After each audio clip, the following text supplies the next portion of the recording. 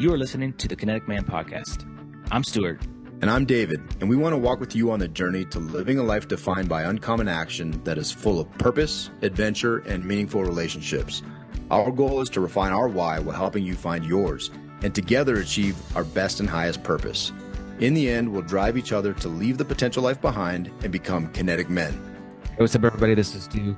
I want to tell you about a really cool opportunity coming up in September that we've been invited to join our friends at Cairn Leadership. You've heard the CEO, Mike Campbell, on our podcast before, and he invited us to come do a 2-day all-inclusive leadership summit where we explore the ideas of masculinity and leadership with them.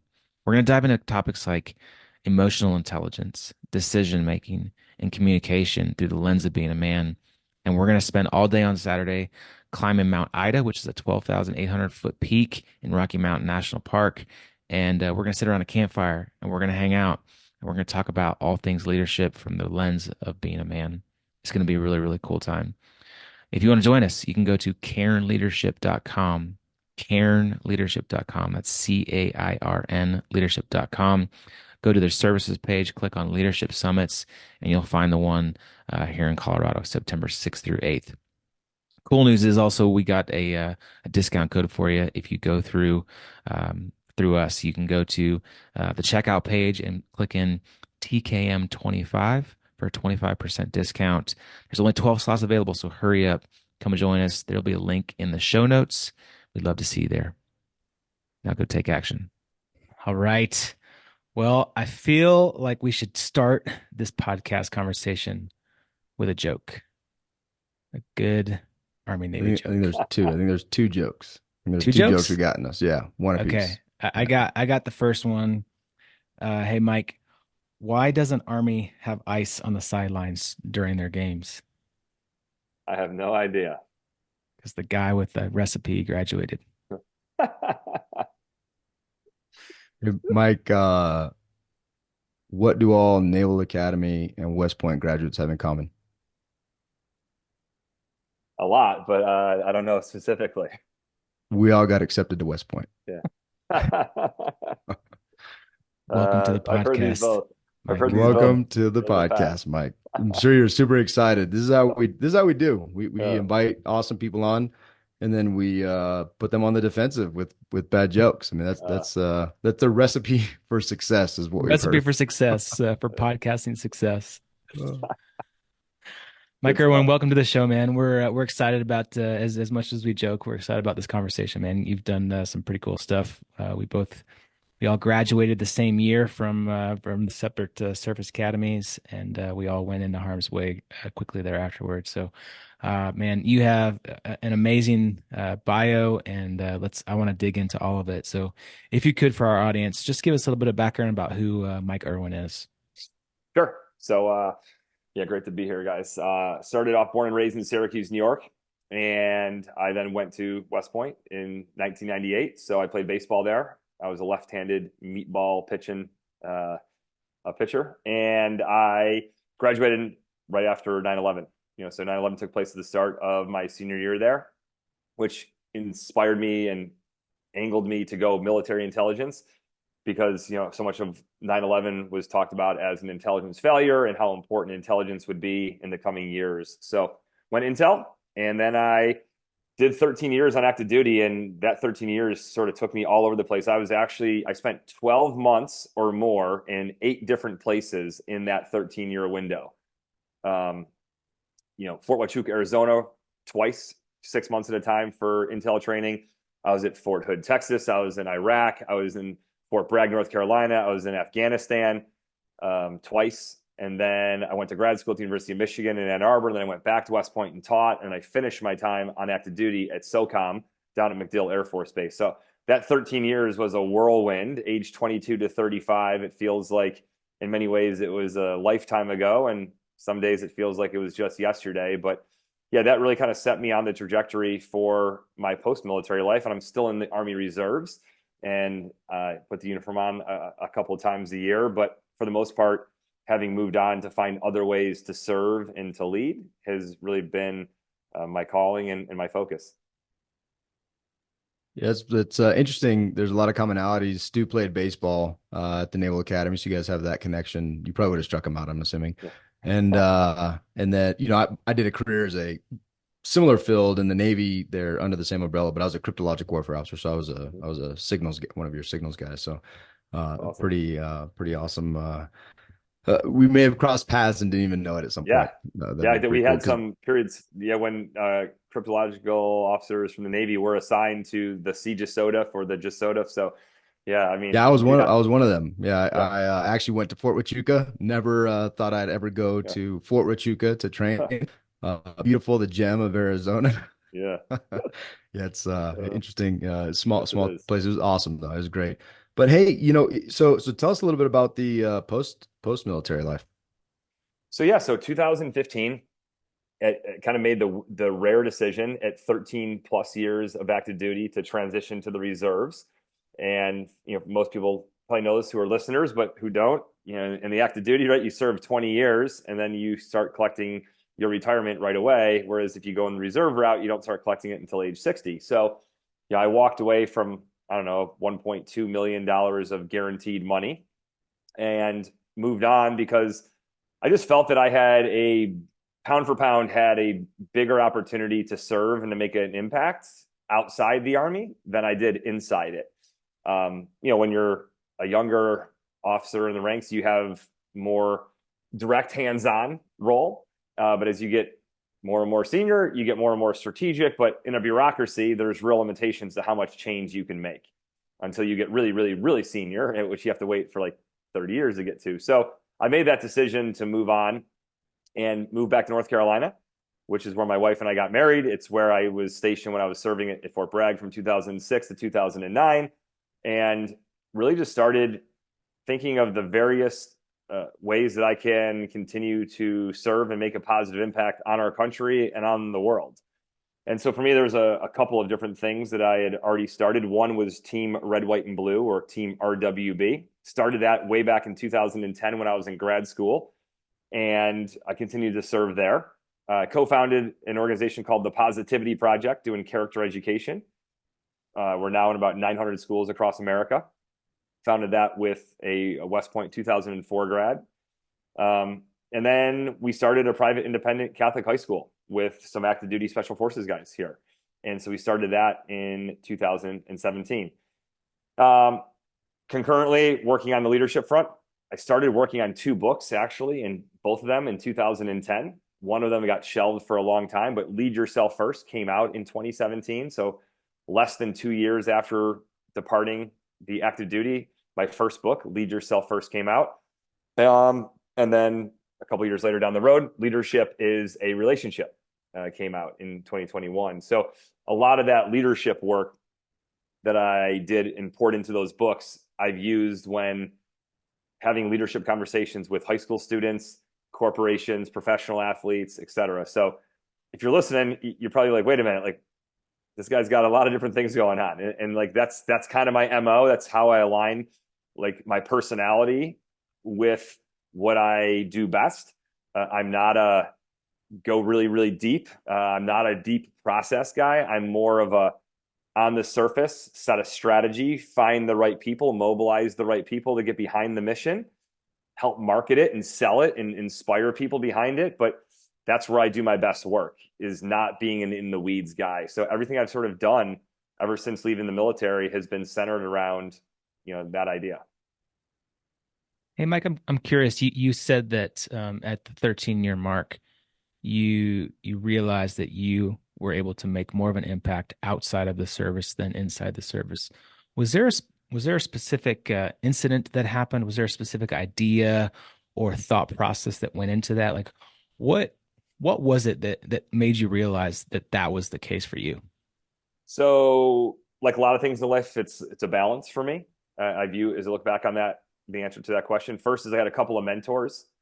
One of them actually, who I just spent some time with in Boulder, Colorado, Jim Collins, the legendary like leadership uh, coach, visionary author. He really talked about the importance of starting something sooner rather than later, and he kind of like labeled it through probability and statistics language. But if you start something when you're 35 versus if you start something when you're 42, like That's 7 years. And so that was part of it. I also had from a couple other mentors that were inside the Army. They were full bird colonels. And I think they looked at what I was doing in Team Red, White, and Blue, and they saw the impact that it was already having within a couple of years. And they realized that, hey, this guy's an intel officer. I mean, no knock on intel officers, but like you don't really command. You do, but like then your troops get distributed out, and so you're not really doing leadership in the same sense that you would do if you were in other branches. So I think they realized that, hey, you might want to consider taking God's gifts to you as a leader and deploying them elsewhere, because inside the Army is not necessarily going to maximize the impact that you can have. And so that's one hand, as I got feedback from mentors. The other side of that, of course, is, as I talk about in my first book, Lead Yourself First, the importance of solitude, reflection, looking inward. And as I looked inward and I studied myself and I studied my strengths and my weaknesses, like all of us, I got a lot of both.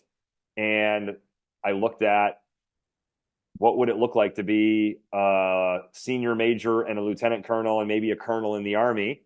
And I struggle with bureaucracy, guys. Like it's not just that I like freedom about like making decisions, but I really like the autonomy, right? To be able to decide where I spend my time to have the biggest impact, right? And when you work in any bureaucratic organization, business, nonprofit, military, government, you're kind of marching to the beat of the drum that's set by people who are, significantly higher up the food chain than you. And so I think I developed that awareness about myself that I would be kind of like a salmon swimming against the current, for the final 7 years of my active duty if I stayed on active duty. Yeah, that's fascinating. I think there's also a recognition, and I find this to be this is something that since I've gotten out that has really become a reality for my life. And it's the idea that as leaders, there's impact we can make. Not, a lot of people think the military and they think of leadership and think of officers and commanding officers, XOs, all these different positions, and that it being a pinnacle of leadership. And I would say that I've been more challenged since being out with leading my family and my Yeah. kids and trying to make an impact in my community and within the church and different areas of truly pouring in without any limitations, right? Without any limitations on how I speak about my faith, without any limitations on how I speak about whatever my political opinions and different things, and having reasons for all these different thoughts.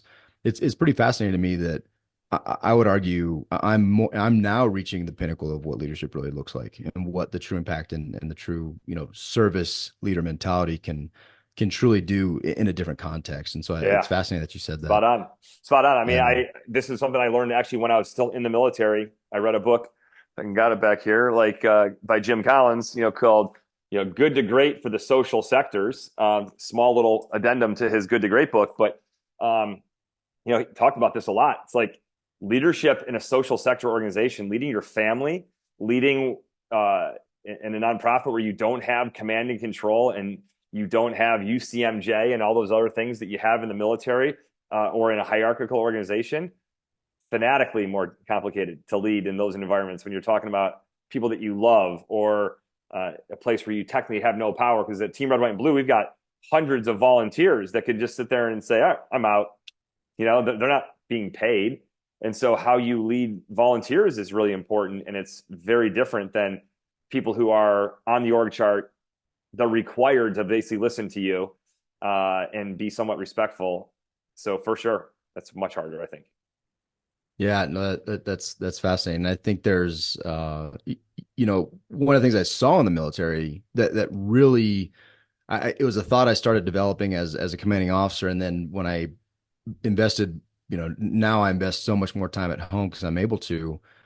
I realized, man, a lot of and not to bash, younger generations, but the kids showing up and they're kids, right? 18-year-old kids showing up to commands in today's day and age are very different than they were, even a few years ago, and definitely different than when we showed up. And I'm sure we were very different than, Vietnam era, whatever. But one thing that hit me a square between the eyes is a lot of the issues I was having with resiliency and discipline and just a lot of different entitlement and different aspects that I was seeing a lot more in the military. I put that on the parents. The leadership within the home to prepare these young adults to go out into a world, whether it's military or whatever, and be mature enough to handle stuff like that really hit me. I'm like, man, I have a different responsibility. I'm now looking at my kids' futures and thinking, what are their future bosses, commanding officers, partners in business, whatever? What are they going to get? And how does that person get developed? And you're doing that to a huge scale, right? And I imagine that, the school you started in large Yeah. part was to be able to impact some of this stuff. Yeah, absolutely. Yeah, Father Capodanno High School started. So talking about the Army Navy stuff, I never thought I'd name a.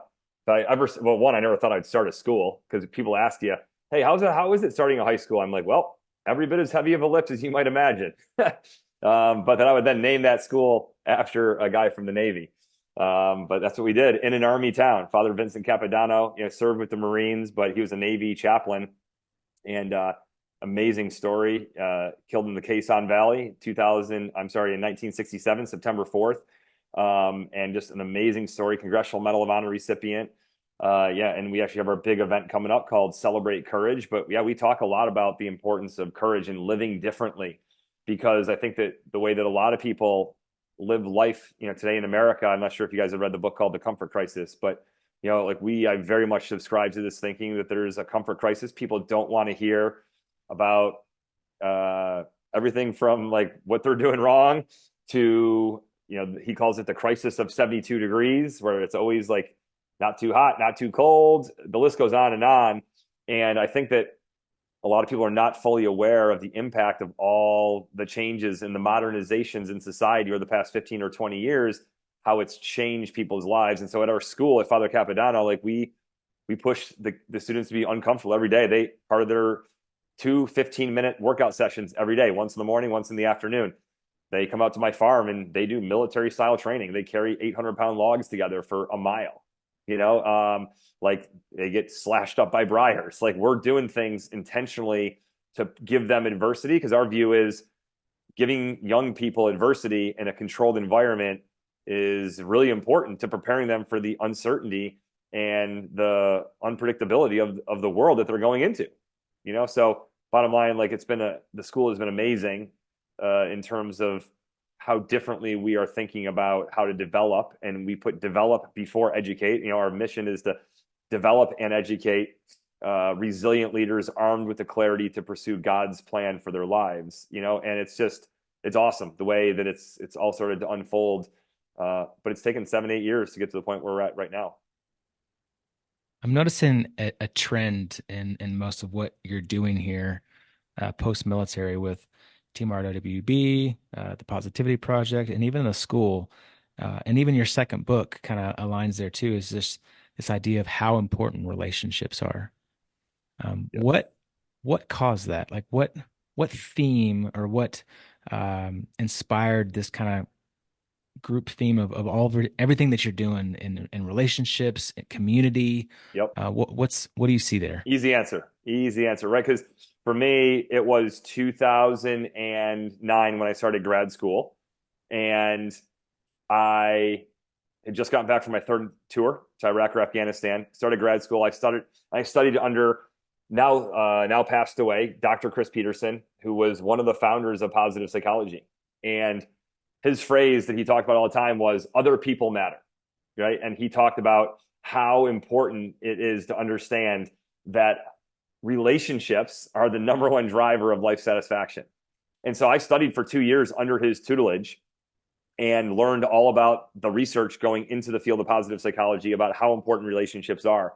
And so that's why I started Team Red, White, and Blue. That was why we started the Positivity Product. Capodanno, one of our big focuses is on relationships. We've got a policy, no cell phones, right? Our students come in and they check their cell phones in a little cubby, like any of us who are working in a skiff would have to do. Like our students don't have access to their phones all throughout the day because we want them to connect with each other and build relationships.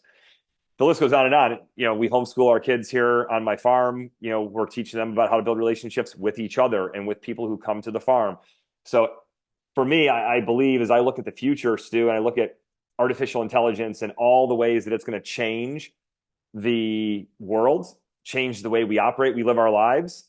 Fundamentally, it's going to make the people skills, the soft skills, the human skills, character more important than ever.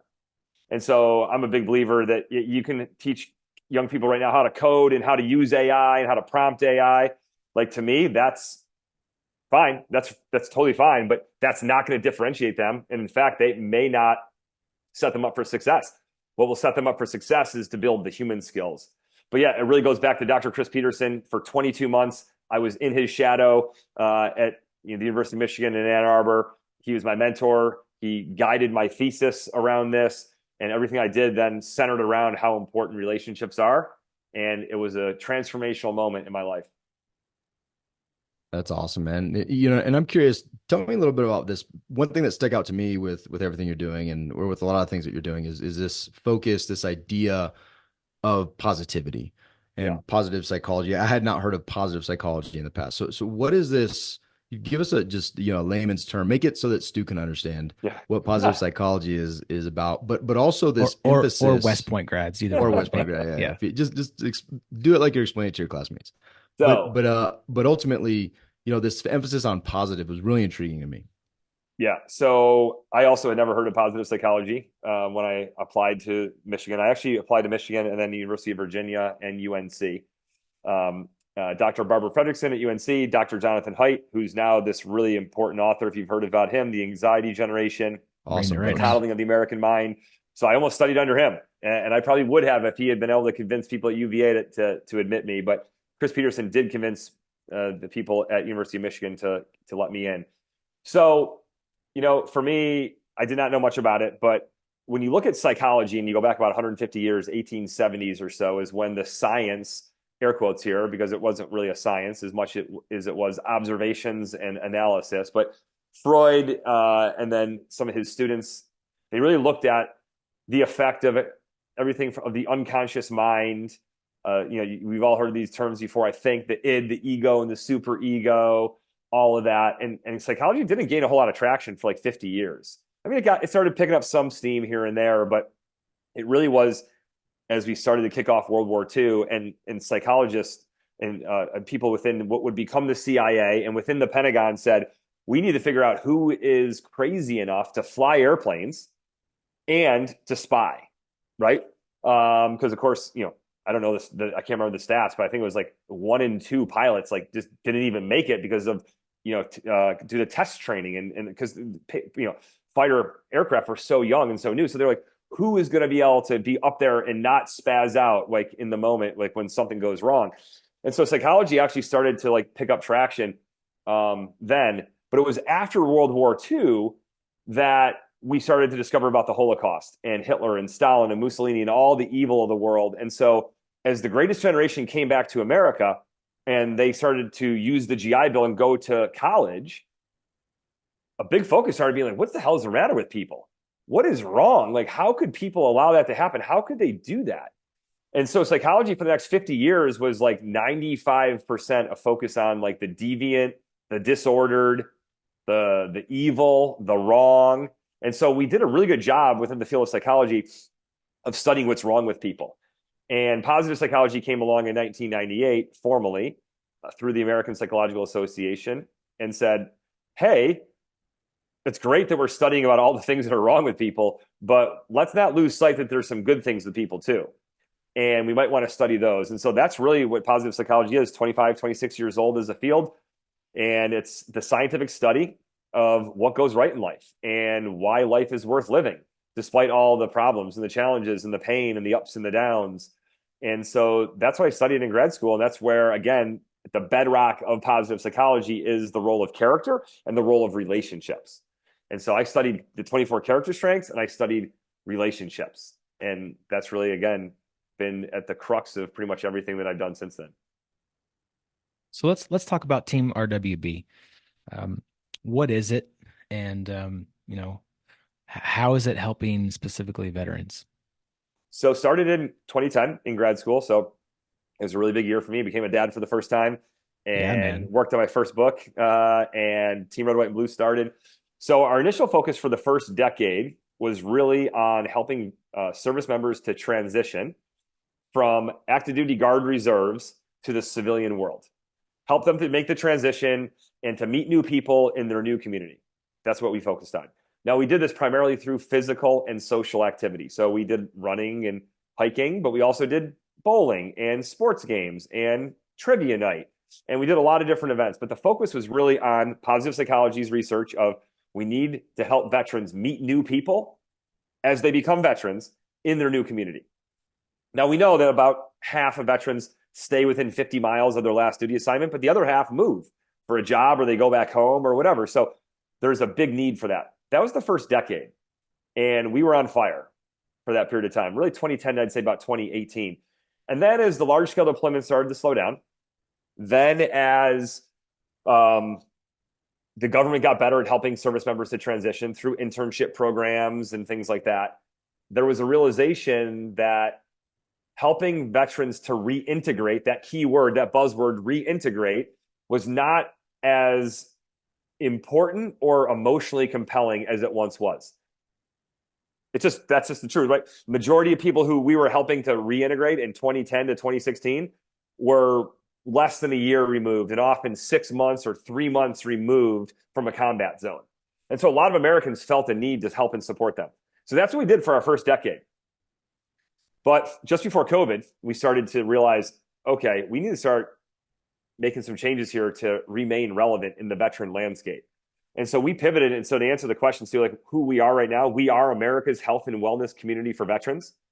We work to help veterans be physically, mentally, spiritually, emotionally, everything under the umbrella of wellness. We help them to be healthier, but primarily we do it through physical activity as a way to not just improve your physical health, right? Your body weight, your heart, your blood pressure, and all that stuff, which is objectively indisputable, but also the mental health side. Yeah, and you may have seen, but we just had an active duty Navy sailor, 28 years old, Paul Johnson, run all the way across America. He did a transcontinental run, 3,000 miles, averaged about 60 miles a day, over 52 days, raised $500,000 for Team Red, White, and Blue. But the whole point he was talking about was how important running is for him as an active duty sailor to helping deal with the struggles of mental health. Because a lot of people struggle. A lot of some of the toughest people I know in the world struggle on the mental health front, especially when they leave the military and they don't have that structure and they don't have that purpose. So that's a big thing that we're really talking about, at Team Red, White, and Blue is how does being physically active, hiking, walking, running, rucking, CrossFit, hot yoga, rock climbing, you name it, if it elevates your heart rate, doesn't just help you physically, it helps you psychologically, mentally, right? And that's a big thing I think that we've really started to focus on. Last thing I'd say, go back to the community and to the relationships piece. That's what we do. Like we're not just, oh, hey, we don't provide you an individual coach and help you to be individually more physically active. We plug you into a community. We give you a sense of identity and belonging and support. You wear the eagle and you see other people wearing that. They know that you're on their team and you're on their team, right? And that's a huge part of what we do is that sense of identity and belonging. But it's also the relationships. There's I don't know, probably 50 marriages that have happened because of Team Red, White, and Blue, right? There's a huge, change to people's lives because of the organization, but it does come back to the role that physical activity, mental health, and community/relationships play in living a healthy life. Yeah, dude, I 100% agree that like just, physical activity is so good for your entire well-being, but then adding that to doing it in community. Like I love going and running too. Like I love running long distances by myself. I get that runner's high. I listen to Yep. music. But then, David and I have started just kind of trying to build community here locally in Colorado and just inviting people to go snowboarding or mountain biking or hiking. And doing that with a group of men, like, is Yeah. so much more fulfilling and purposeful. You have great conversation. And even if you can't do it in conversation, like you're together, right? You're feeling group cohesion, and it's so positive, man. It's so positive. The other thing that I wanted to hit on that you discussed, and I think it's still relevant, and it might not be as relevant, for kind of how the mission and organization kind of changed, but I think there's still a huge need for transition in military to find their tribe, a new Yes. tribe and community. I think there's still a huge need for it because my experience transitioning after retiring from the Navy is, and I stayed in the same location, Yep.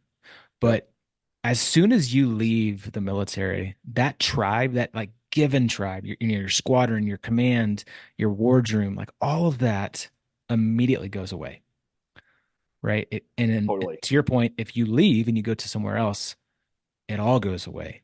Yep. And you have to be super intentional about plugging in somewhere, either starting your own group or finding another group like Team RWB or a church group or an adult softball league or like Yep. whatever it is, you have to plug in. And if you don't, like, it can get Yeah. really, really lonely. And to your point that a lot of times when we're in the military, we're so busy, and you're so busy and committed to your job that you don't have much time for outside work activities. And I remember I did a leadership session for folks that were probably 10 or 12 years into the military, and I asked how many of them were active in their community, and like one out of like 11 people. Yeah. I coached my kids' soccer team, but like everyone else is like, yeah, I'm Iron Major, I'm working until 7 o'clock at night, like. And so whether or not it's work or whether or not it's just like the phase of life you're in, a lot of times people in the military feel like, hey, I'm doing my service in the military, and I challenge people on that and say, yeah, you are. But if you think that service stops with the military, or that you're filling your quota, quote unquote, by being in the military and service, like, you're missing out on the opportunity, because in many ways, the chance to be a volunteer leader in Team Red, White, and Blue, or in a church group, or volunteering at your local Habitat for Humanity, or whatever it might be, not only do you meet the people, but you also realize that there's service beyond the military. And in many ways, in some cases, it actually feels a lot better, than maybe not a deployment, right? It's hard to beat the meaning and fulfillment and purpose of a deployment, but being back garrison, I felt way more fulfilled in my service as a leader in Team Red, White, and Blue than I did as a garrison soldier. So, Well, and the same thing happens after transition. I think specifically kind of in our age group of, the 40-year-old middle-aged man that has changed and now focused fully, 100% into career and family. That becomes the focal point, right? Making money, being the breadwinner, providing for the family. You go to work all day long, and then you come home and you do family stuff, and you don't put anything else as a priority above and beyond that. And I think it's a mistake. I think it's a yeah, huge mistake. yes, absolutely. David, I know Yeah. you had something profound to say. Oh yeah, yeah, super deep. Yeah. I'm gonna change gears slightly, because as one of the things that I found fascinating, and you kind of touched on it, you said that you're a strategic level kind of guy, thinker, and you like to build teams and they handle in the weeds kind of stuff. And that really resonated with me. I'm not a in the weeds kind of guy at all, but I'm Thankfully, lots of curious. people are, right? Thankfully, like, lots of Yeah, people are, but I'm not I one of them. literally thank God Yeah. for. I mean, there are certain individuals that I specifically thank God for. It's those that are willing to go deep. Middle school teachers of any flavor, because middle school kids are some of the worst human beings in the world. Uh, and to include in the church, volunteering, and in the school system. Yep. I'm curious, for our listeners, because I think there's a barrier, there's a false barrier and potentially some imposter syndrome that highly capable military folks have towards doing things like starting these things, starting these businesses. That this hurdle that a lot of people don't jump over. And I'm curious what makes you different in your ability to jump over it. And then also part B of that is, are all these efforts, are they somehow, is there a string that ties them all together, or are they things that you were like, I'm passionate about this thing, I'm passionate about these kids, I want to give them a different avenue, I'm passionate about red, white, and blue because the veterans, I'm passionate about the positivity project. Is there something that binds those all, or are you just an extreme action taker, you know thing starter? Yeah, bias for action. Yeah, so the first part of the question is, yeah, I mean, I think that definitely, and this is one of the things I just spent 4 hours talking with Jim Collins on. He's educated me so much on so many things going on, so I can share a couple of the reflections. But one of them is, we all have different genetic encodings, right? God blesses each and every one of us differently with different personalities, and different strengths and weaknesses and all that. And one of the things that he's learned by studying people's lives, especially the past 8 years for this book that he's working with that's coming out, is that people are very uh, very different, and he talks a lot about his concept from his books, Good to Great, about the hedgehog concept. Like, you really try to find something that your genetic encoding, your God's gifts right? You want to align with like what you've been talented to do. Like I am not, for whatever reason, I can't read music, barely can read music, and I can't play an instrument, a guitar, a piano, you name it. And so for people who can do that, it just blows my mind. Like people can pick up a guitar and like, you know what I mean? Like that's just like I am not encoded to be a guitar player or to play music in general, right? And so I think for me, part of it is my genetic encoding. Like God's blessing to me is I'm high in energy, right? You probably don't recognize the name, like I'm kind of under the weather, so like I'm actually like a notch, a peg, a peg less energetic than I normally am. But like I'm high in energy, and I also, as an intel officer, like I'm my training in the army, I was always thinking about what could go wrong, and when things do go wrong, I'm like, okay, well, kind of expected that, So I think a lot of people get their hopes up on things, especially when you're building something or starting it from scratch. You have this dream, and it's like the honeymoon phase, and you realize that like, oh, three people showed up to that, and we thought it was going to be 20, and so you have to have enough energy to be able to check in with yourself humbly and say, okay, why did only three people show up instead of 20? But also not beat yourself up over it, And so I've got that kind of a personality that I can beat myself up, really short term, and then go, okay, what did I learn from it? Move on, and then I completely have forgotten about like, the feeling that you have when three people show up, to something that you thought 20 people were going to show up for. So that's part of it is I think my personality, has allowed me to prefer to, be more distributed in terms of how I spend my time. But I think it's also go back to your question of is there a through thread? Not necessarily. I kind of view life as an ecosystem of relationships. And what you find is that some people plug and play and are interested in supporting or being a part of different elements. And so leadership is one of them. And I'm a lifelong Catholic, so like Catholic education is one of them, and the Positivity Project is about, it's a public education program, and then there's Team Red, White, and Blue, which is veterans and it's health and wellness, right? And then I'm a homesteader, and so we raise our own pigs and chickens, and we process our own chickens. Like 5 years ago, if you tell me that I'd be out learning how to kill my own chickens and eviscerate them, and I would have told you you're nuts. And so I'm always open, to sort of learning new things. But there's homesteading, right? There's ultra marathon running, and then I've got 5 kids, 4 to 14. So like there's parenting. So there's so much going on, and to me, I don't see these things as silos. I see them ultimately as all connected under the umbrella of my faith, right? And helping other people to live their a life that it maximizes their personal impact, on them individually, but also more importantly has a more positive impact on their capacity to be resilient and to love other people and to lead other people better. So that's a bit of a mangled answer to your question, that there's not like a specific through thread, right? Other than, I really do derive a lot of energy from helping other people to be better, healthier, deeper in their faith, more educated, more character, better leaders, understand where their food comes from. Like I'm interested in all that stuff. And so to me, like they're kind of like tributaries into like who I am. And at any given day, like I'm going to go that route because of, what schedules, what my schedule has for me that day. Well, it's interesting. I think it makes total sense, the way you frame it, because it's the way you see the world, right? Like I'm not a big silo person. I don't typically bend things in that way because it's a holistic approach in the way that, my wife this weekend said something that I keep thinking about. And we were just joking because I had 3 flag football games back to back to back. One of my kids had a makeup game, so there was 2 games, and then my middle guy was in the middle, and I'm a head coach for all these. And so we're like, dude, you're gonna be at the field from like 11 to 6 o'clock at night, and it was awesome. It was great.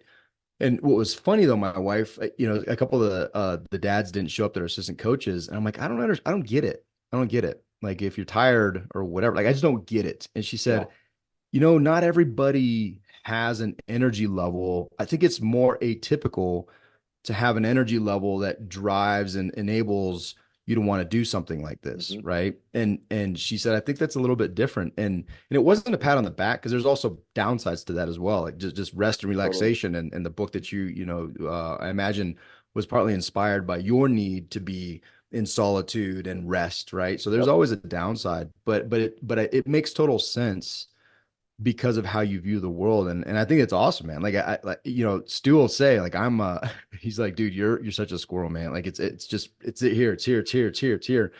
But I think part of that I think what you just did for me, it also gives people permission to live in their purpose, Yeah. right? It gives people to live permission to give permission to live in their purpose. And what I take away from your comment, you spent a lot of time getting to know who you are. Yes. And it's critical to understand purpose. And I heard it today in some a different venue someone shared with me, but this coach was saying purpose, pursue purpose, chase purpose, and provision follows. Most of us chase provision, and we believe if we're provided for, then we can live in the purpose that God created us for. And it's Yeah. backwards. Yes. Chase the purpose, and then provision follows. And that just shifted my mindset. And this was 2 hours ago, and it was really something meaningful. So I appreciate you saying that, because I want to encourage everybody who's listening. There's a critical component of getting to know who you are and understanding the purpose that God created you for, that then opens the door for everything else. And there's nothing more powerful than that, Yeah. right? 100%. That goes back to the question of like, how do you know yourself? Well, part of it is you have to reflect. You have to study yourself. Jim Collins talks about this a lot too. Like, you really got to like almost take notes on yourself and notice like, when am I excited? When am I angry? When am I frustrated? Like, when do I naturally respond in such a way? And then of course, part of this is getting the feedback from other people, about who you are, because other people see elements of yourself that you may not see. So it's that combination of self-knowledge and reflection, and then also feedback from other people that know and love you. There's so there's all these themes and commonalities around relationships, community, um, leadership, purpose, people.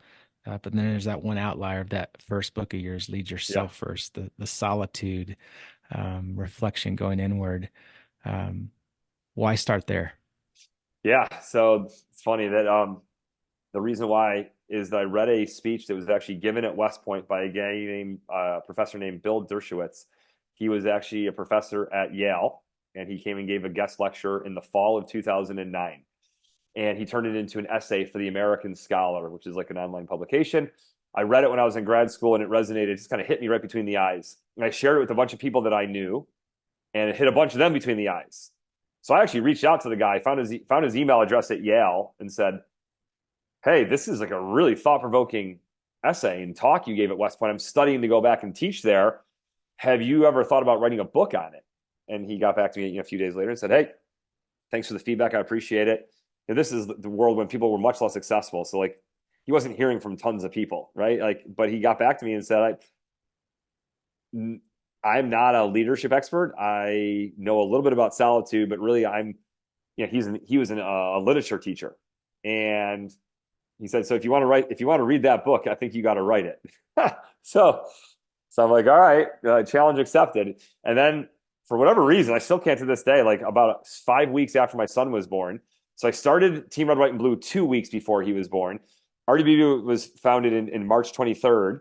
And then in late April, I start working on this book with Judge Ray Kethledge, who's up there in Ann Arbor, who my brother-in-law, another Army veteran, was clerking for. And so the whole thing of the book, though, and the talk it was honestly less about solitude, and it was more about having the courage to not conform, having the courage to stand up and speak when you know something is wrong and things aren't going well, and like how many leaders just sort of like keep going along because their staff tells them that things are going great, or people tell them that we're going to turn the corner. And his point was that in solitude, in reflection and introspection, it's hard to hide from the truth. And the reason that a lot of people don't like to go to solitude is because it's an uncomfortable place. And at least it can be, like a lot of the times. And so, yeah, the argument was really less around, hey, you need to get to solitude, and more about, hey, leaders, let's have the courage, to not run away from reality and not try to trick ourselves into thinking that things are great when they're not. And he really cited what was going on in Iraq as part of it. And he praised, like at the time, General Petraeus for standing up and saying, like, things are going horribly and we need to change. And you can make the same case with the state of the world today. My favorite book that I recommend to everybody is The Fourth Turning. And the predictions of in the years ahead, like we don't know what's going to happen, but we know that about every 80 to 85 years, there's a major event, like major event. Revolutionary War, 85 years later, Civil War, 80 years later, Great Depression, World War II. Like we're in this window of time when things get so unhealthy and so friction based that they combust. Yeah, and I don't know what that looks like in the years ahead, but I've written about this extensively. I talk to people about it extensively, to just kind of pretend that cyber war, right, that just completely obliterates, right, the internet as we know it is not possible, is really risky. And so to me, again, in solitude, like I gain the clarity about what I believe, and then I orient my life around it based upon that willingness to, in quiet, yes, reflect, yes, listen to God, talk to God, and also think really hard about what am I trying to run away from right now, and make sure I don't do that. Yeah, that's powerful. And I've heard it in a number of different venues, folks talking about the idea of in solitude, you can also like give yourself time to feel the emotions of your discomfort, right? What Yes, it is, you ask a very important question, what am I running away from? Like give yourself time to feel the emotions and answer that question truthfully. Because I think if more of us sought solitude, we wouldn't be in such a polarized environment where you can't say things like I was reflecting today in the gym. I was like, man, this is fascinating. I have no completely independent politically, whatever, but yep, I have opinions and I have thoughts on everything. But I was like, man, we're in a place where people are so polarized. We can choose between crazy. a potential felon Yeah, and an 80-year-old dude who might be seen out. yeah, Like yeah, those are the choices you have, right? And I was laughing to myself because I was just, again, I'm not expressing any opinion. It's just truth. It's just yeah, truth, right? yeah, It's like saying the sky is blue. Like these are just the things, and the senile side apart. I'm saying that in jest, but yeah, well, kind of. But the yeah, point yeah. is It's just being able to acknowledge, right? It's like when you have a conversation about the Bible with somebody who's never read it. You're like, man, this is a really interesting place we're in to not be able to critically think and to say truth to things like, hey, let's not talk about this because you've never read it, right? Like it's okay to say that because it's just true. You've either have or you haven't. And so I love the fact totally, that, and there's a very powerful aspect of being able to do that with yourself, yeah, not in an argument with somebody politically, not in a, debate with yourself and acknowledge, I just don't know everything I think I know. I'm actually way dumber than I actually think I am. And what can totally. I do about that? And do Yeah, I all desire of to do anything yeah about that famous quote by Blaise Pascal, right? All of humanity's problems stem from man's inability to sit quietly in a room it? Yeah. alone, right? Yeah. Like that's kind of where it goes, right? Like it's easy, but if you stay really busy and you stay really distracted and you keep on reading more things and listening to more things and watching more things, then you can run away from that solitude and that quiet, convincing yourself inaccurately, but convincing yourself that you don't have time to sit quietly in that room. Um, it's a very challenging world we live in when that's what most people do is they stay distracted, they stay on the run, Well, and versus wear it as like a slowing badge down. of honor, right? Like Oh, we've worn it 100%. as a badge of honor more so than, man, I'm really secure in who I am because I spend time understanding all my faults and all Totally. the things I don't know, which is beautiful. Hey, dude, we could go. I know you've got a hard stop, and I could literally. I am so fascinated and so um, I'm proud of you, quite frankly, of your willingness to stand up to do something about the things that you believe in. I love the focus on the positivity side of it and how good things are all like it's such a breath of fresh air to focus on the thing on the blessing, right? To focus on the side of it that you just don't see very often because quite frankly it doesn't really sell. It doesn't sell well. The Yep. negativity stuff sells really well. But man, you're making an impact for God and on individuals' lives that again you're not going to know that until you get to heaven, man. The extent Yeah. of that. So it's awesome. It's fascinating. I'm shocked that you're a West Point grad. I would have Yeah. with your bio would have assumed it was Naval Academy for sure, but I love it. Yeah. I love it. Yeah. Thank you. I appreciate it. Hey, Mike, where do we send people to read your books, to learn more about RWB, to learn about the Positivity Project, everything you're doing? Where do we send people? What do we Yeah. put in So the I got show a notes? website. Yeah. Website, mikeerwin.net. So all, MikeErwin.net. But I'm also on LinkedIn and on social media channels so people can reach out there. But yeah, those are the easiest places. Love it, man. As David said, This was a fantastic conversation. Appreciate you, man. You're doing great work. Guys and gals, reach out to Mike, read his books, get involved. There's plenty of opportunities to volunteer with Team RWB. If you're a military veteran, get involved. If you're relocating, check out Team RWB. They're all over the place. And it's a fantastic community to get plugged into. Mike, thanks, man. This was Thank good. you so much, guys. Appreciate it. Yeah, for those of you who've been listening to this podcast for a while, you know that Dave and myself transitioned out of a 20-year career in the military, in the Navy. And there were some really big struggles in that. And I'd say that for anybody that's in a transition of changing an identity can have a really, really hard time finding a new identity and going through the struggles of figuring out what's next.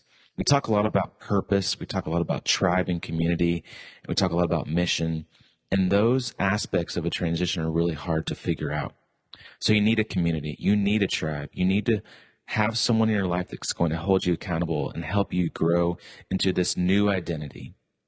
That's what we do in the Kinetic Man. We have a lot of military veterans in our space that we talk through on a daily and monthly basis of how to figure out what's next, how to figure out how to continue to live with purpose, live with mission, and be incredible husbands, incredible fathers, incredible leaders in the community, and incredible businessmen. We have a ton of entrepreneurs. We have guys doing deals together, investing with each other, and growing with each other to be the best men that they can possibly be so they can show up every single day for their families and for their businesses.